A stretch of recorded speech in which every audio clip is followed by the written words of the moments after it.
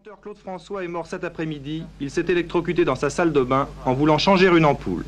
À 39 ans, Claude François avait devant lui une fabuleuse carrière de vedette. Il devait être l'invité demain sur TF1 de Michel Drucker pour les rendez-vous du dimanche. Et c'est en pleine préparation de répétition que l'incroyable nouvelle est tombée cet après-midi dans les studios des Buttes Chaumont, provoquant la stupeur que vous imaginez.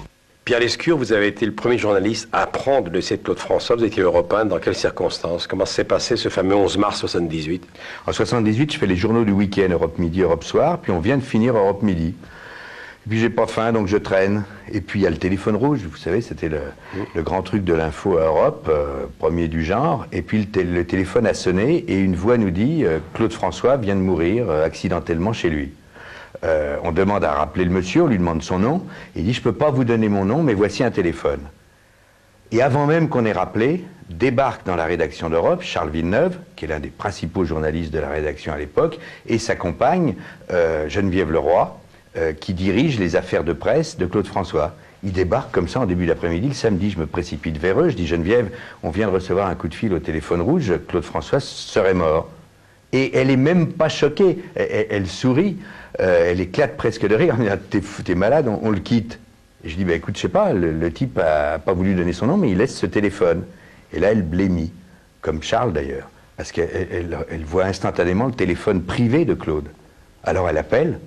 Et là, elle tombe sur une voix qui dit « Oui, ici les pompiers de Paris, nous sommes sur place, je vous confirme la mort de Claude François, accidentellement. » Et dès l'annonce de cette nouvelle, de nombreuses personnes se rendaient boulevard Aix-Elmans, à proximité du domicile de Claude François. À proximité seulement car la police interdisait l'approche immédiate du 46 boulevard Aix-Elmans.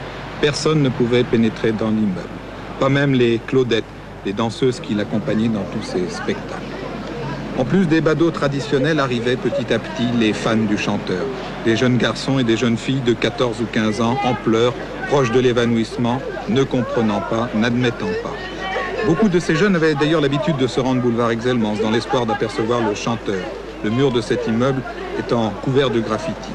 Car Claude François était un chanteur très populaire, déchaînant des passions proches de l'hystérie, et ce depuis 1962, date de la sortie de son premier disque, premier tube.